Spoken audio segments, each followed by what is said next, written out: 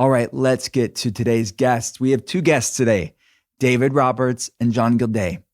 David Roberts holds an MPH from Johns Hopkins University, a master's in BME from UVA, and a bachelor's in EE and BME from Duke. David has more than 20 years of public health experience on 3 continents. In 2014, David co-founded the gut supplement Restore, now known as Ion. He's just a wealth of information. Joining David is John Gildea. John is a Johns Hopkins trained PhD with 60 scientific publications from over 20 NIH funded studies. He is an expert in cell culture and exosomes, performing all the science behind gut supplement Restore, now known as Ion. John was instrumental in the initial stabilization of something called sulforaphane, which you're going to learn all about today. I had to say, since the inception of the podcast, I've learned something from all of my guests, but this episode is going to blow your mind in the best of ways. It is fascinating. All right, let's get right to it. This is David Roberts and John Gildea's Art of Being Well. David and John, thanks so much for coming on the podcast. Thanks for having us. It's great to be here. Yeah, we're excited. People are going to be blown away. We're going to change their life one science fact at a time in this conversation. I don't think they're ready for this, but they better get ready. They better buckle up. So let's kind of set the stage with we're going to talk about sulforaphane, ways to support longevity, metabolism, detox pathways, so many different things. But how did you get in this aspect of science, the research around sulforaphane specifically? Yeah, so my wife, Maura, was diagnosed with cancer back in 2012, breast cancer. And so she wanted to treat it integratively, both with some conventional, but a lot of alternative and natural treatments. And so I have background in the sciences, started reading different things and saw about sulforaphane. And then actually we ended up growing her we got a culture of her, our tumor, bit of her tumor, and grew her cancer in our lab. John did, and we were able to put 60 different supplements on them to see what killed her specific type of cancer. And so sulforaphane, this good molecule from broccoli, was number 3 in killing her type of cancer. So I went out to buy it, ended up buying some run-of-the-mill broccoli supplements, and then realized that actually, even though it says it's sulforaphane glucosinolate, that doesn't mean that it's sulforaphane in the capsule, because it really we weren't seeing the benefits. If you read about it in the literature, it's just amazing. And so we were kind of doing that for a few months, and we're not really seeing anything. And then come to find out, she wasn't taking sulforaphane. She was taking the molecule that comes before sulforaphane. So at that point, we realized sulforaphane wasn't stable, and that's why it's not in the capsule. So we ended up growing like broccoli sprouts for like 10 families. And so we juice them every day, and we're getting the sulforaphane that way. And a couple years later, John, who was helping us out and giving us lots of good advice and suggestions from the science standpoint, was like, I think I stabilized sulforaphane. And we were like, what? And so we ended up testing it at third party, and sure enough, he had stabilized it. And so we were both with another supplement company at the time, Ion. And so we ended up, we're just not going to do anything with it. But Maura ended up raising the seed money to bring it to market. And unfortunately, she ended up getting sick and dying. And then we ended up bringing it to market a few months later to kind of in her honor, but also realizing her vision of people need this molecule and it's not out there. And so a lot of what we do is educate people, like a lot of the supplements out there. In fact, all but 2 don't have sulforaphane in the capsule. Wow. Thank you so much for that. And I'm so sorry for your loss as well. I mean, it's to go through that. But like you said, it's in her honor. And so many people don't know about this. They're going to know so much more out of this conversation. So it's her legacy lives on. And I have to say, and as a clinician who is a voracious reader of research, and all these years I've been saying it's sulforaphane, the first thing I learned today is no, the academic science guys, say it's sulforaphane, so I'm going to start saying it the correct way from now on. I may be saying it wrong. Did I say it wrong, John? Yeah. Maybe it's tomato. I mean, it's like, who cares? We know what it means. Yeah. We know what we mean. Let's not be too, elitist here. We could be like the regular people. Let's define it first. I mean, now they just heard, whoa, what the heck? What can it do to cancer cells? What is sulforaphane? What is this compound? So yeah, it was basically the molecule is from broccoli and it's derived from broccoli. So you have a head of broccoli, start chewing it, and it breaks the cell wall, which has an enzyme called myrosinase, and it takes the precursor to sulforaphane called glucoraphanin, and together they make sulforaphane. And so the molecule was discovered in 1992 up at Johns Hopkins. And since then, there have been over 2,000 research papers on the molecule, but there's actually a whole center at Hopkins called the Chemoprotective Institute that what they have done historically, and I don't think they do it now, but they grow broccoli sprouts because they were unable to stabilize it. So they create these broccoli sprout beverages for the researchers. So you'll see most of the research papers out there have used their sprouts. So they drink a broccoli sprout beverage that they've measured for sulforaphane content. But, the benefits, that we typically highlight, there are a lot of benefits, but brain health, we talk about detox. So it works in all three phases. It's the best phase 2 detoxifier, inflammation, antioxidant response system, and then also anti-aging. So those are some of the things that really. And we're going to get very granular on all of those things of how it exactly works and the mechanisms involved. I'm curious, before we move on, you mentioned it being one of 3 different compounds that were the most effective for these cancerous cells. I'm curious, what were the other 2? Do you guys remember?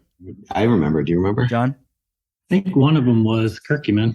Curcumin and vitamin C, the IV form. Yeah. Got it. So IV, vitamin C, curcumin, and sulforaphane. So let's talk about the stabilization, John. Why is that so important? How does somebody know if they're like reading a label on a supplement form, if it's stabilized or not? And when you're getting in food form, how much of it's bioavailable? How much of it's stabilized in eating broccoli sprouts, for example? Yes, so the standard for sure out there is to eat the broccoli sprouts. In the case of the production that they do for research, is they make a liquid version of it, and then they test for sulforaphane in it, and then they deep freeze it. And so they have it stabilized by putting it in a -80 freezer, which most people don't have access to. And so those products that they gave out to do the research is what is used out there. But in the case of trying to make it stable, the only way to really test it is to, like what we did was make it and then store it at different temperatures, and then over time sample it. And so we have subsequently showed that, at first we knew it was stable, but not how stable. We've gone out multiple years now, and so we know that it's very stable. So the critical pieces there are, keeping it dry, but that's probably as far as they want me to talk about the actual mechanism of stability. So if you open the bottle and then close it and then store it, we've done that out to a year, and it's stable out to a year. And if you go on Amazon, you'll see there are products that say stabilized sulforaphane in the titles, things like that. Then you look at the back of the label, and it says sulforaphane glucosinolate or glucoraphanin. And glucoraphanin, most of the other supplements have that because it's stable. Yeah, got it. But it doesn't give you the benefits. Got it. So let's kind of really dial into longevity, health span, anti-aging. A lot of the listeners really want to know different ways they can optimize it. They want to know the latest science on this space of health span and longevity. And I know one of the avenues in which this research is exploring sulforaphane, tomato, what it can do is one of the mechanisms is autophagy. And most of the listeners know what autophagy is, but if you could touch on it for maybe people that are newer to the conversation, and how sulforaphane can what's sulforaphane's role in the induction of autophagy? the good framework for that is that my background is genetics. So embedded in any genome is a large number of slight mutations called SNPs. And so those are often just small changes in amino acids and proteins that you don't normally see the phenotype from. But as you age and as you damage these proteins, they tend to want to not fold properly. So the actual activity of proteins or the function of those proteins get damaged over time. And so one of the ways that you turn over proteins is proteostasis. So it's how you get rid of proteins that are under functioning. And so the way your body does that is by autophagy. So if you have an accumulation of misfolded proteins by, stress or mutation or SNPs or, any of the ways that how you damage proteins, they'll accumulate and that cell then starts functioning suboptimally. And so autophagy is the protein component of that. Mitophagy is the mitochondrial component of that. And there's specific signaling that goes on to turn that on and get rid of the misfolded proteins. And so that's why, especially as we age, it would be very good to stimulate autophagy to kind of clear out those misfolded proteins. Got it. So sulforaphane, it would be accurate to say then it's increasing the body's ability to support autophagy pathways, correct? Yep. Got it. So what does that mean on a practical level? It is by supporting the way that I think of autophagy, if you break that word down, autophagy, self-eating, it's all our good cells gobbling up all the dysfunctional cells. I know that's very elementary and reductive, but is that a good description for the layperson out there?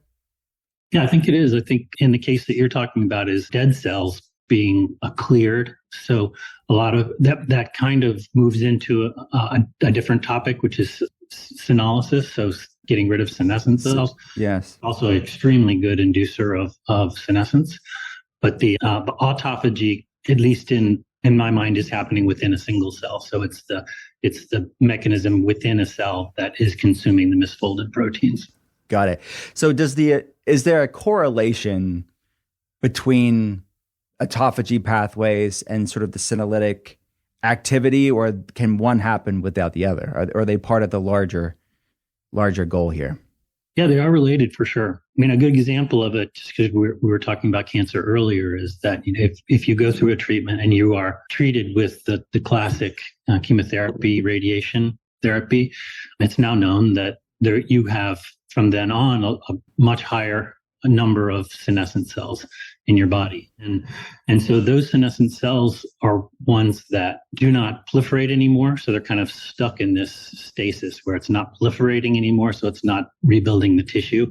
And then those cells also tend to have a secretory phenotype where they're secreting cytokines. So that's a really important component of aging right now, is that these inflammatory molecules, when you have senescent cells, is creating this inflammatory state it's very hard to reverse unless you can stimulate the clearing of those cells and decrease that inflammatory mechanism. Got it. And another interesting pathway that's being explored in the research with sulforaphane is histone deacetylase inhibition. So that specifically could be really beneficial for cancer, right? I mean, and maybe can we explain that? Because autophagy, I feel, is a little bit more sexy in the wellness space, but histone deacetylase inhibition's newer. Maybe many people don't know about it. Can you explain that? Do you want to do a high view of that? Break it down for us, David. Come on. It's kind of The goal of this right now is to make histone deacetylase inhibition as sexy as autophagy right now for all the biohackers out there. I'll let John jump in, and then I'll make it sexy. Good. So I'll just say kind of how I understand it. So histone acetylation is a feature of how DNA is wrapped up into generally open states of transcription or closed states of transcription. So it's kind of one of the mechanisms that epigenetics happens. Is I actually did my PhD on this. So if I go too granular, slow me down. No, get as granular as you want to get. That's great. So as you're developing, you have regions of your chromosomes that are open that allow transcription factors to go in there and turn on genes. And those are called euchromatins. So they're open configuration. And then there's a whole set of genes that that do that during development. And then an opposing set of genes that are to close off sections of your genome and make them inaccessible. So those are the two states, heterochromatin and euchromatin. So it's open and closed states.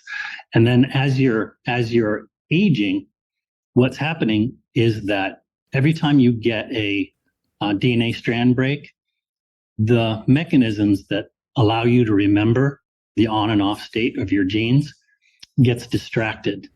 So a component of those chromatin regulating genes get distracted to go fix that DNA strand break before you go on and continue developing. And so it makes you forget your state of on and off genes. And so that's done through histone, deacetylation, acetylation, and it's one of the layers of it. And so in general, they're packaged tight in one situation. Histone deacetylase will allow access to genes so that you can regulate genes within. So we're talking about large numbers of genes and the slow process of development and the slow process of aging. You can access those mechanisms. Got it.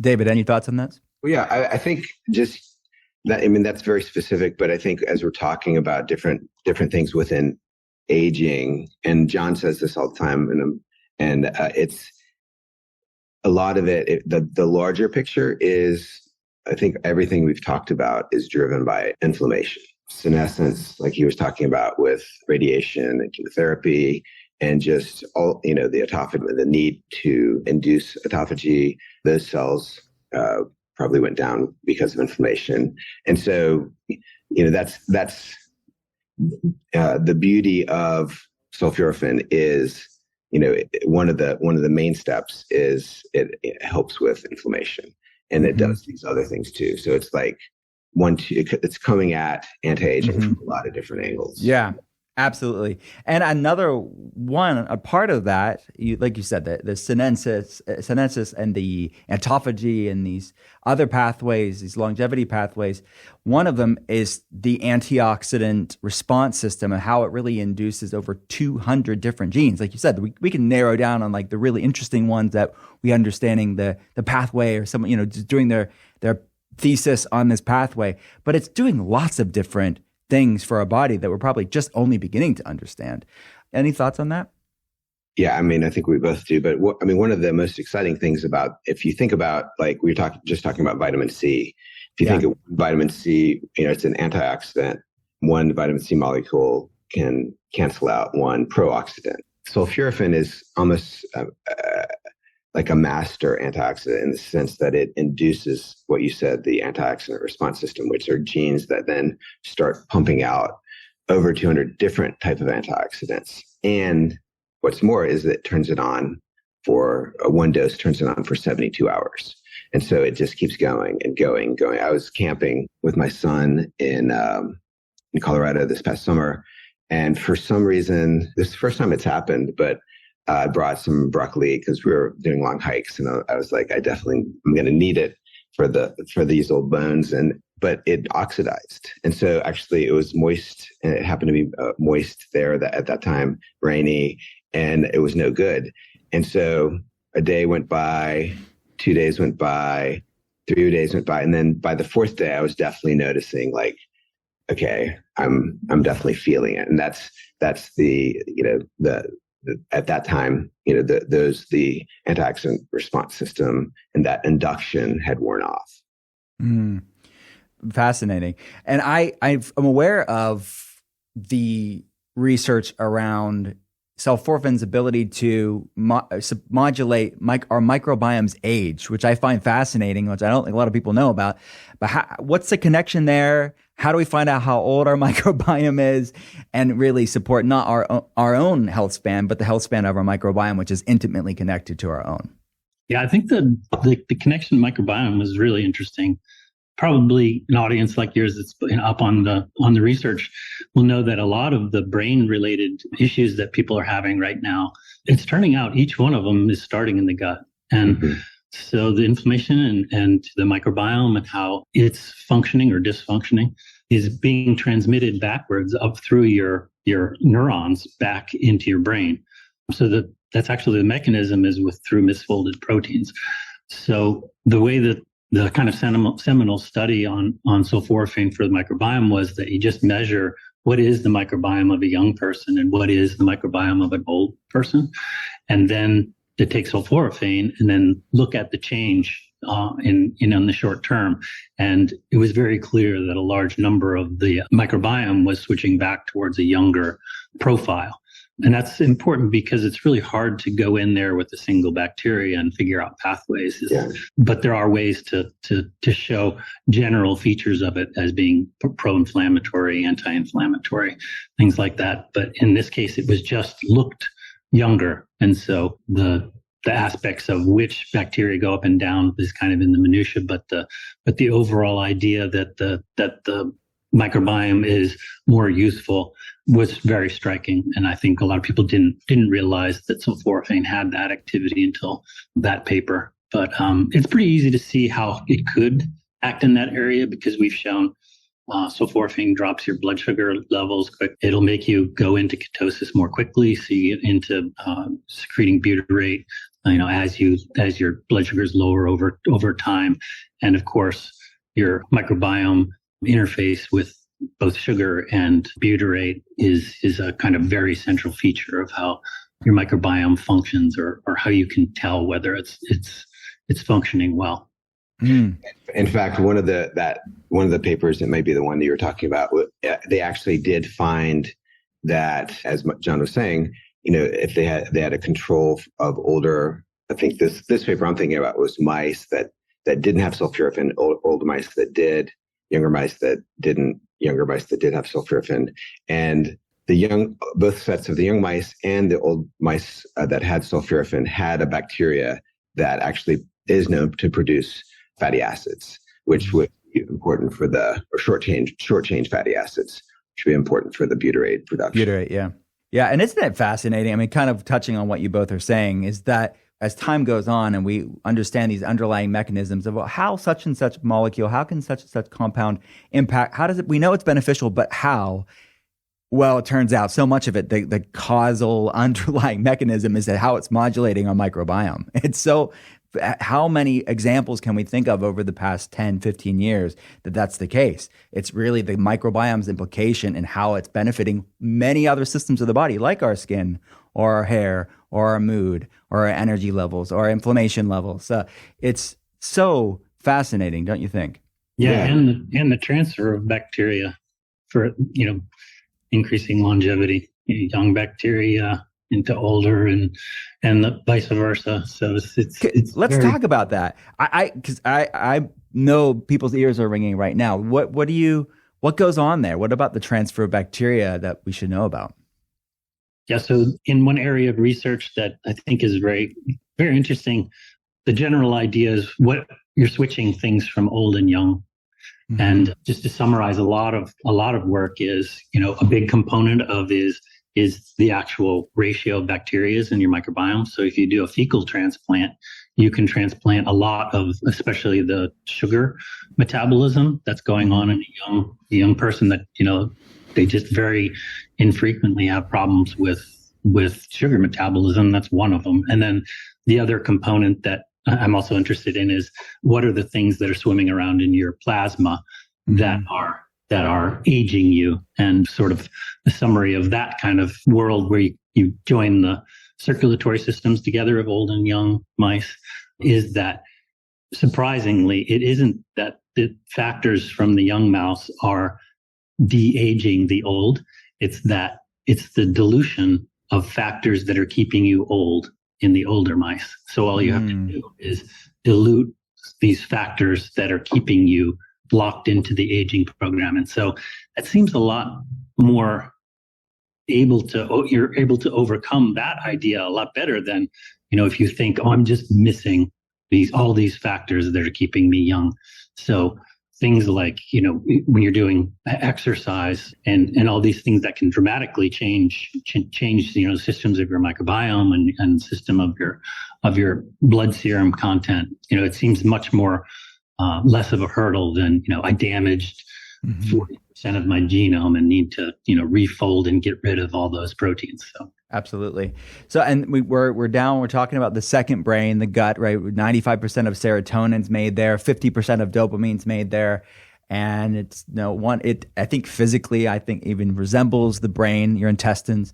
So let's go from the second brain to the brain, and the connection between sulforaphane and the induction of BDNF. Can we define BDNF and why we want to make sure we are supporting these pathways? Yeah, and that absolutely. And before we make that jump, I'd love for John to share some of his research on how sulforaphane really helps with the gut in terms of tight junctions and with leaky gut syndrome. Yeah, that would be great. And we could, I'm sure, I don't know if data is out there now, but we know the connection between leaky gut syndrome and what they call leaky brain syndrome, increased blood-brain barrier permeability, which zonulin really is implicated in both leaky gut and leaky brain. So it's a good segue between both. So what's going on there between BDNF and then also intestinal permeability would be great. Yeah, so just to separate kind of big areas or fields of research, the one I think is really interesting to focus in on with sulforaphane. Sulforaphane activates a pathway called NRF2, and NRF2 is you can, in the intestine, you can basically say it is the master regulator of tight junctions. And so when you induce that, you tighten the tight junctions, and you're going to get less digested food material passing through the lining of the intestines and being introduced to your gut-associated lymphoid system, so which is the beginning of a lot of the trouble with your immune system. Right, so triggering autoimmune issues and many different inflammatory problems. Yeah, and the allergies and all that kind of stuff too. But what's unique to sulforaphane, I think I haven't seen in other supplements, is that it also repairs gap junctions. So that being a unique thing to sulforaphane, it was very interesting to me because I set up the test in order to measure these gap junctions. So it might be a new term for a lot of people, is when a tissue is acting like a tissue, they have these little pipes that go in between the cells, and they share the content of the cytoplasm with each other. So it actually is connected. So your cells in an organ are passing information between them, and they can act like an organ. They'll respond as an organ. And it's actually a really important feature of how you become cancerous, is you lose the connection to the tissue that you're around. And so that's the first step in metastasis also.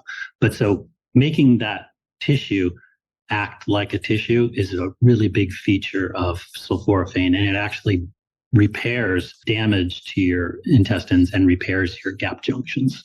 Wow. Yeah, and one of the ways we looked at that, and John looked at that, was through putting glyphosate, which is the active ingredient in Roundup, on cells. And basically at that point with NRF2 specifically, he saw NRF2 drop 30%, I believe. Is that right?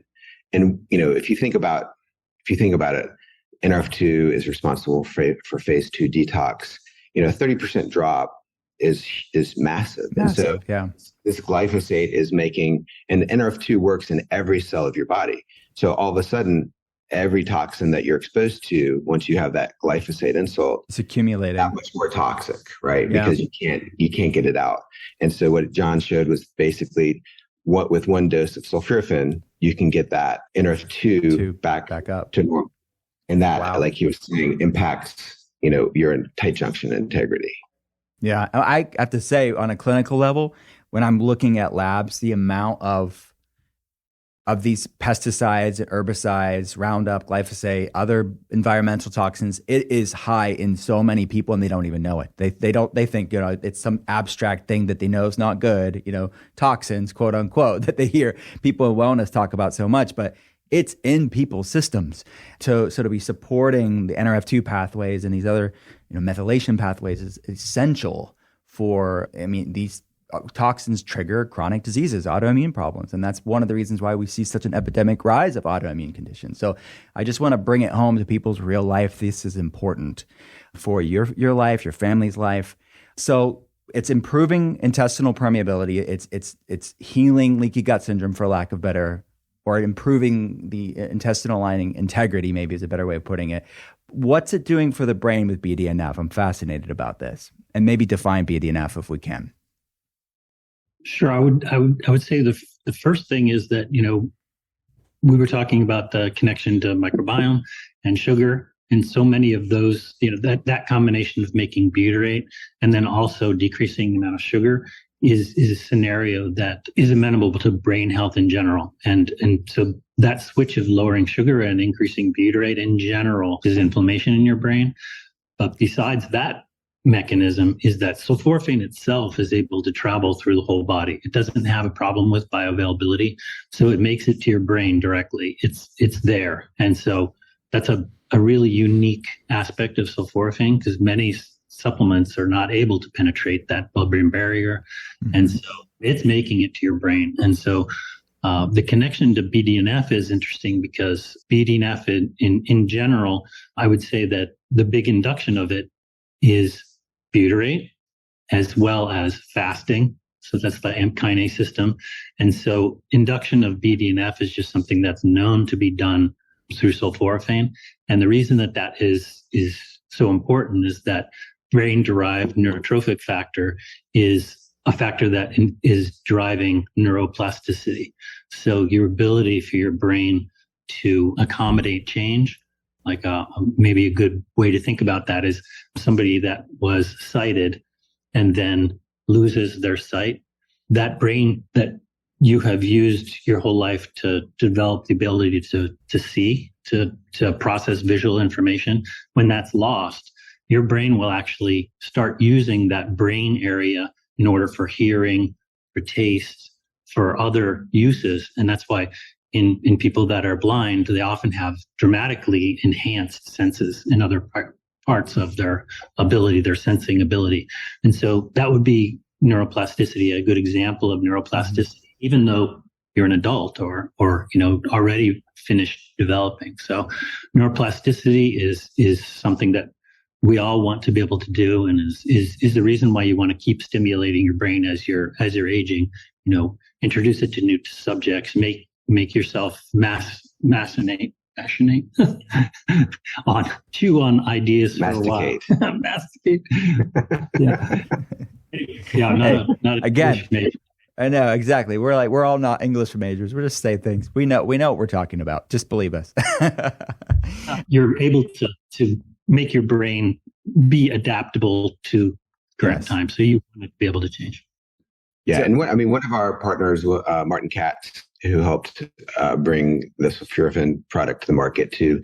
He's an MD. He in his clinic, we're talking about this, and he's like, I see so many people with memory loss, with memory issues, but then also, we're post-COVID or even within COVID-19, a lot of mood issues, right? Mm-hmm. And so that are brain related, that are sleep related too. And the need for BDNF is huge. And a lot of people will email us and say, how do I know that broccoli is working and does the different things that you say it does? And so I'll often email them back and I'm like, how have you had any vivid dreams lately since you've started taking it?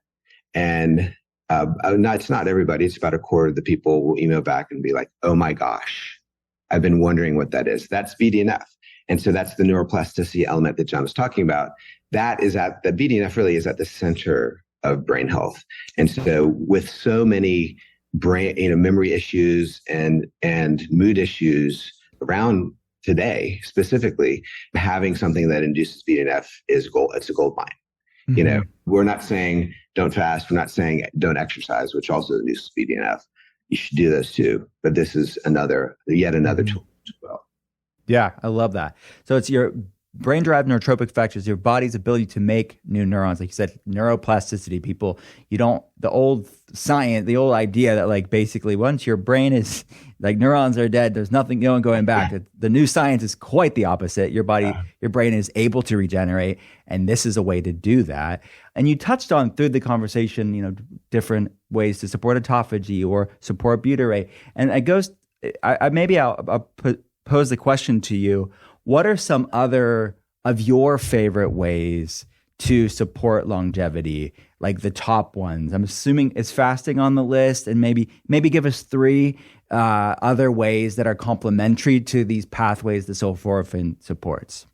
Don't take all the answers, John. Just three, please. Well, just stick to three, John. Come on. Start with the one. So a really fun topic for me is hormetic stress. So, why is exercise so good for you? One of the things it does is induce these heat shock factors. And so similar to autophagy, there's another pathway that you can refold proteins, and that's through heat shock factors. And so they also refold proteins. And so that's pretty easy to see that when you're, really extreme exercising, you're overheating and you're stimulating this heat shock response. Another one is sauna. So sauna, very similar to exercise. And it's actually surprising how similar it is to exercise. Yeah. If you go in and measure your heart rate and measure your breathing and your temperature, that's actually a good measure of how long you should stay in the sauna. Stay in long enough that your heart rate starts going up. Stay in long enough until your actual core temperature rises. And so those are two that I think are really amenable even to people that may not be able to exercise as thoroughly enough to raise your temperature. You can get started with sauna, and also sulforaphane induces HSP. So it's just one of those topics that I really think is one that anyone has access to. Of course, you can talk to your doctor. Yeah.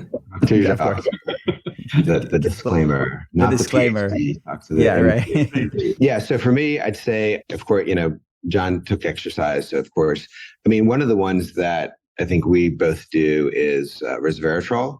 So that works in the CERT area, and David Sinclair's research is very compelling.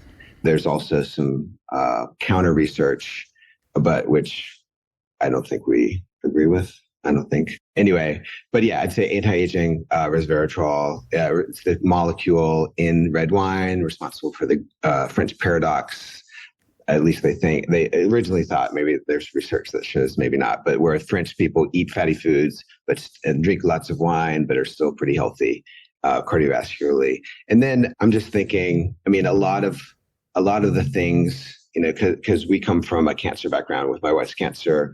If we're kind of pushing against cancer, you are kind of by definition pushing again, towards anti-aging. And so if you think about what stimulates your Krebs cycle, so I'll do PQQ, I'll do biquinol, so the reduced of CoQ10. Those are some ways. We have a berberine product that we like a lot. And so berberine is infamously poor at getting across your blood barrier. It's one of the fat solubles that's not bioavailable. And so we basically have a technology to get across the barrier. And so what that does is it can throw you into ketosis in 4 hours if you're fasting. And so that's the whole idea of ketosis, and it is another favorite, but really fasting. And right now, like I'm doing the Prolon fast, do a little ad. We don't sell it. We just buy it. Prolon. Loyal customer. Yeah. And so basically it's the easy way to do a fast. You get the stem cell proliferation benefits with still having some calories. 2 boys, and they will run me ragged if I don't have a few calories. And then you get the hangry, and like, and they're like, yell at me. Why did you yell at me? I'm hangry. So anyway, it helps with that. But I'd say, really sleep. Sleep is so central to just rejuvenating yourself. And it goes back to, last night I almost got 4 hours of deep sleep. I took 2 broccolates and 2 of our berbolates, and it's just so great. Magnesium.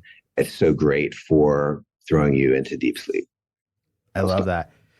These are all really good tips. And you mentioned even earlier the sulforaphane being for somebody that's having difficulty getting into ketosis. Maybe they're experimenting with the ketogenic diet. They're wanting to support longevity, health span, or they have an inflammatory problem or a metabolic issue, they're trying to lose weight, whatever reason they're doing it. Many people have trouble getting in ketosis. So a lot of the things you just mentioned here, sulforaphane, the berberine, optimizing sleep, fasting, all of these things can really help enhance these not only pro longevity pathways, but these fat burning ketogenic pathways as well. Yeah, and I would just say, we've done a decent amount. Just it's not easy, but if you stay the course, and you get what's called keto adapted, so you can actually use your ketones, it's a game changer. So, and that can take weeks to months. Yeah. But once you are, it's really you can cycle in and out, and then once you cycle out of ketosis, eat carbs, you can cycle back in and still be able to burn those ketones. Yeah, for sure. And that, I think from a long-term standpoint, that cyclical ketogenic diet is a great idea for most people to be supporting longevity and so many other things in the body. So let's talk about just day-to-day, how do we get sulforaphane in the diet? If we're going to start with food, how much broccoli sprouts are we downing? Like how much should we be getting with our meals? Yeah, maybe some other foods too, not just broccoli sprouts. It's a great question, Will, because the broccoli sprout is sort of the king, right? It's the one that people go to. It's a superfood. My boys grow microgreens. They grow lots of broccoli microgreens and sell them to people. People love them.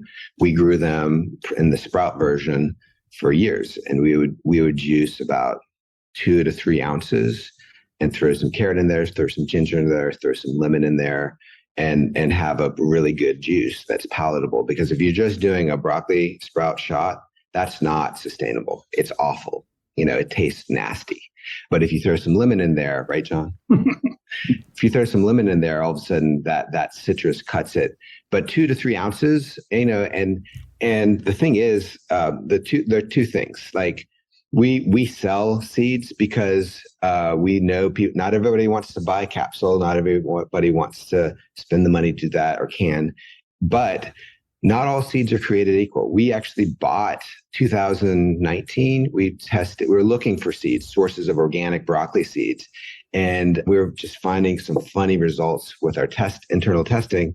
It's come to find out we had bought 7 brands of organic seed off Amazon. 6 of the 7 did not have the ability to make sulforaphane.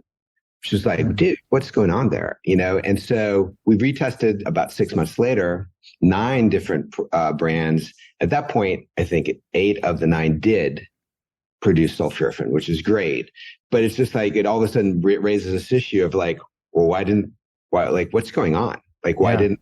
So we offer seeds that we know we test. Half a pound can make about 400 milligrams of sulforaphane. It's just given. And so people want to buy, we're fine with that. We don't make a ton of money off of that, if any, but it's a service. And we say, hey, throw some radish in there too. Radish is a good source of that enzyme myrosinase. But I mean, really, if you think about it, have you grown microgreens before or sprouts? No, I've bought them before, but I've never taken the leap yet. It can get a little dicey, especially during the summer months where you get, all of a sudden you'll have like a crop that you're counting on that has mold all through it. You have to toss it.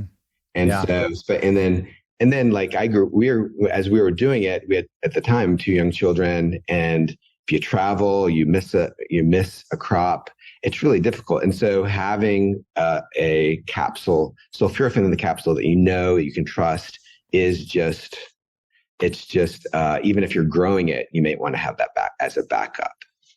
Yeah, and if you're pretty gutsy, we sell the liquid also, so that's a lot more economical.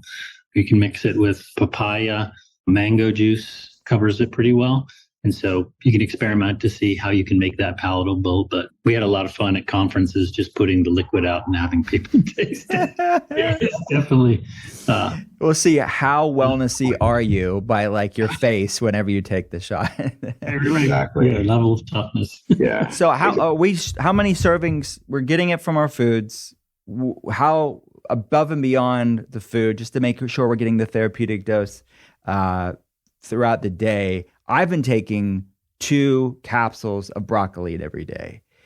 Is that enough? Should I be titrating it higher than that? What's the science show? Yeah, so that was one of the tests that I developed, was how to actually measure NRF2 in a person. And so with just two pills, I measured the NRF2 induction in buccal cells. They're the cells that are lining your mouth. And so I got the equivalent of 5 micromole of pure sulforaphane when I took the cells and incubated them outside of the body. And so the same cells, when I took 2 pills and measured it within the body, was 5 micromole. And so the only thing to compare that to really is in humans is there's a fantastic study done by Johns Hopkins with ladies who were having breast reduction. So they take 4 ounces of broccoli sprouts, and then during the breast reduction, they measured the amount of sulforaphane that was in the breast tissue, and that was 2 micromole. And then in a paper that is associated with that, they showed that 2 micromole of sulforaphane could actually block development of breast cancer in an in vitro organoid-like system. So pretty close to in vivo. And so most of the studies, when they're looking at sulforaphane and broccoli sprouts, they're able to measure 2 micromole. We're able to get 5 micromole equivalents because we're not just stabilizing sulforaphane in broccoli. There's a bunch of isothiocyanates that are in there that are also stabilized. And then we add in our Broccoli Plus, we're also adding phenyl isothiocyanate. So that's the one that's famous from watercress. Got it. Works synergistically with sulforaphane. So that's sort of our premier product, is that we're getting just from a dose that you take from the recommended dose from the bottle, you're actually getting therapeutic amounts of sulforaphane. Perfect. Wow, that's great. I love the product so much. And as I'm always saying on the podcast, if someone's on the podcast as a guest, it's because I take it myself, I recommend it to patients, or both. And this is definitely a both for sure. So can we go back to some of the other foods maybe people can incorporate in their day? You mentioned, obviously, broccoli sprout is the highest content of sulforaphane. Watercress, I know you mentioned that. Thanks for highlighting that. Are there you mentioned radishes, any other super high nutrient dense foods here in this category of supporting these pathways? Well, what I'm famous for saying is you don't stop eating your broccoli, because adult broccoli has compounds that are not in our pill. So DIM and I3C are 2 components that are much higher in adult broccoli. So they are shown in many different places to work synergistically with sulforaphane. So your adult broccoli also. And then our other famous ones that I think are we've shown synergy with. So parsley, chamomile tea. So we can get into the actual molecules of those, but turmeric is also shown to be synergistic with curcumin, and then berberine. And so that's kind of if you looked at our next 5 years, the supplements that we're putting out are ones that are synergistic with sulforaphane. And so I would say those are big ones for me. Is parsley, you can juice it, or you can put it on food, more than usual.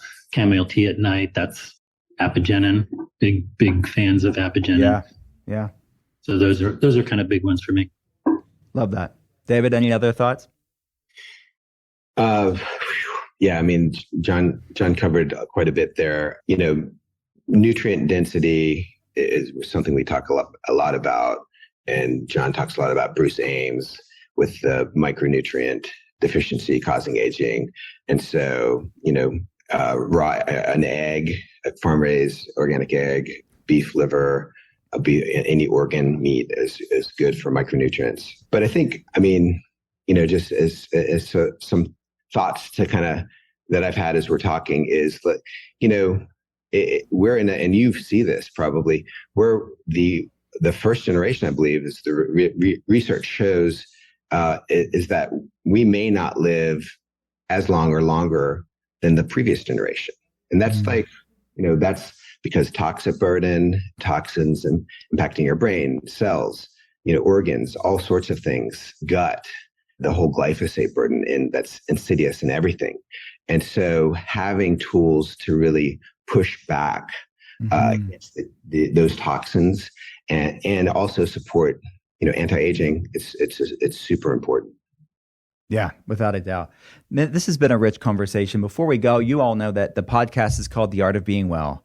I want to pick your brains about a few other things that we call your art of being well. This is David and John's art of being well. I want to pick your brain about different things within wellness. The first question is, we talked about some bad tasting things right now, some shots of sulforaphane. But what is a healthy food that we haven't talked about so far that is the worst tasting healthy food that you still have it because it's just has so much exciting science around its health benefits? I just said it the other day at lab meeting, was like, I drink cod liver oil every morning. That's a good answer. So I'm routine about that. I'm kind of dogmatic about it with my family. They literally hate me for it. And, but just as sort of a good readout of how things went is, both my girls are graduated now, but kindergarten through 12th grade, they only missed one day of school between kindergarten and graduating. Amazing. That's great. So tell people there's a great source of fat soluble vitamins, omegas. Like why should people be looking at cod liver oil? Yeah, so the omega-3 fatty acid profile, that combined with trying to reduce your omega-6 fatty acids is just the number 1-2 punch when I talk to anybody of trying to decrease inflammation. That ratio has been proven for eternity. I mean, cod liver oil was the first study ever done on humans to show increased longevity in the 1930s. So, wow, I didn't know that. Very cool. Is there any brand that you like specifically with cod liver oil? I know people have their favorites here.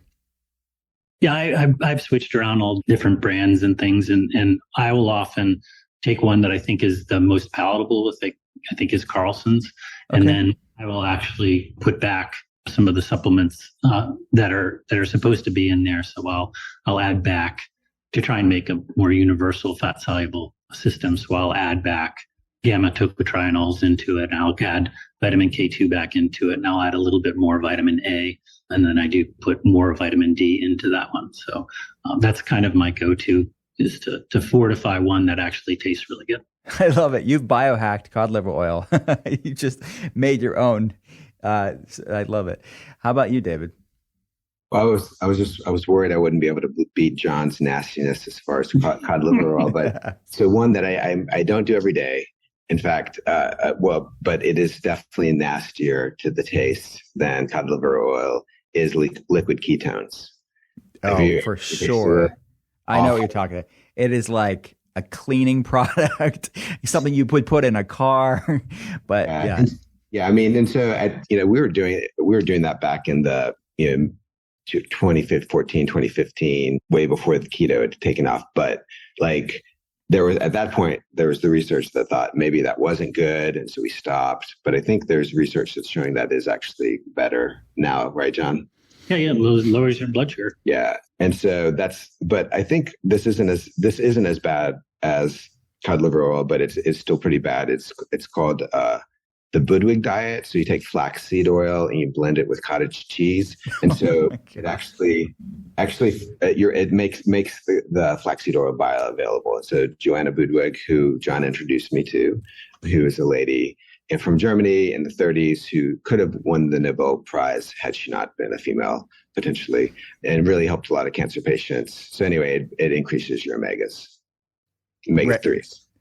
Hands down, guys. I've asked a lot of people that question. You guys gave the best answers, but I wouldn't have expected anything less. It was so fresh and innovative.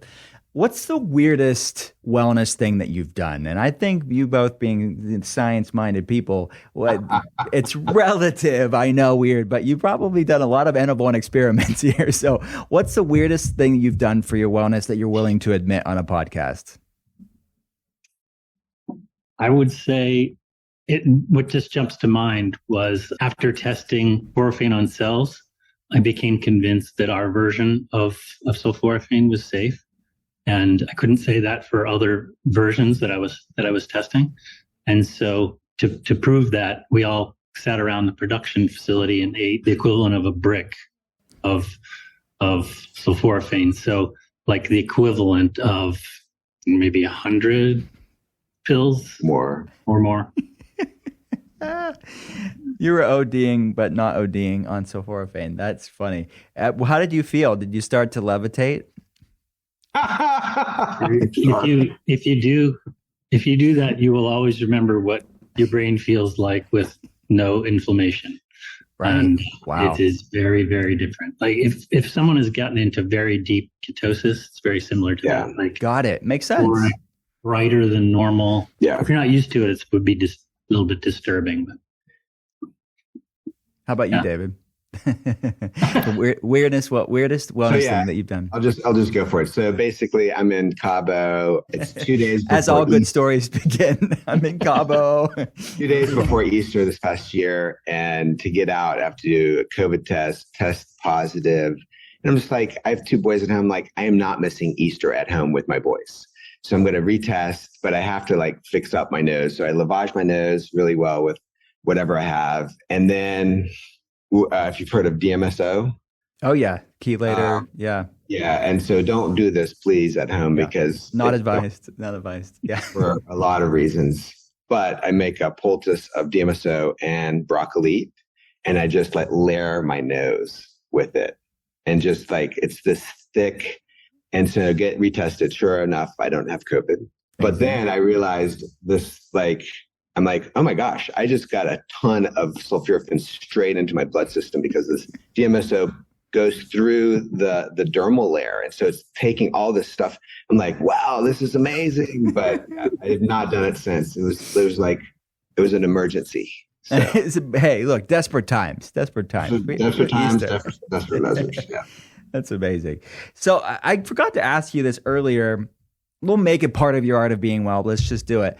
But like, is there any science about premature graying of hair and sulforaphane maybe being a tool to stave that off or slow down that accelerated process? I'm assuming it's tied into these mechanisms. Or what's the science show so far?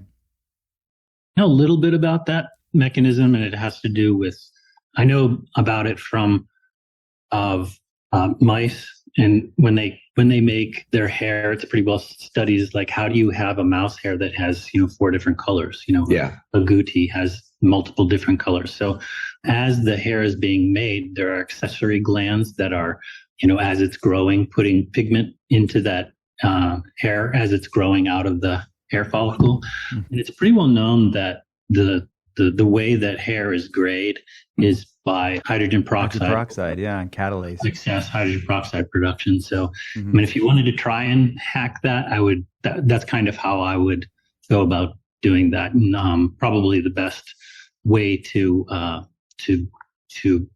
work in that area is that manganese superoxide dismutase is a molecule that is induced by sulforaphane. It's in the mitochondria, and it's what converts your hydroxy radical into hydrogen peroxide. And then from hydrogen peroxide, it's converted back to water with catalase. So I think if I were trying to get back at that system, I would say it's very likely in the mitochondria world. It's very likely hydrogen peroxide related. So combine things that would try to reduce the amount of hydrogen peroxide, increase catalase. I haven't specifically looked to try and do that. Or to that, I think sulforaphane would be a good molecule there. And I know lipoic acid is in that same pathway, does reduce hydrogen peroxide. Yeah, and talking about hair, since we are talking about it, I mean, our 2 capsules, 1 capsule even, can deliver of broccoli, can deliver a clinically significant dose. And we have actually a whole bunch of testimonials of people who have been helped with balding. So not necessarily graying, but balding. And so there's a blocking of the DHT, and there's that you can go to PubMed and find that sulforaphane DHT. Interestingly, some of our first testimonials on that, I think our first 3 were from older women who absolutely love us because they were thinning and they're like, I have hair. And so it works. Yeah, oh, absolutely. I mean, like you're opening really, you're inducing these pathways that are just begging to be supported. And I have to say, like, as somebody that is intentional to bring sulforaphane into my life daily, I noticed since I've started that years ago, just such a difference in my skin and my hair. I mean, we're talking about these sort of deep, wonky, like science stuff, but it's just like, it could be as superficial as how you look, which isn't superficial at all. I mean, people are plagued by skin problems and hair problems, and this is something that's definitely to integrate into your life. My friends, thanks so much for taking the time and talking about all this stuff. Come back anytime. Awesome. Well, Will, this has been a delight. So really, thanks for having us on. Yeah, I really appreciate you helping us get the word out there, because it's weird to have a product that is as good as it is and just people not even know about it. So thank you so much for that. They're going to know about it now. And these people that listen to the podcast are our kind of people. So they're going to love this. Thanks so much. Yeah. Awesome. Thanks, Will.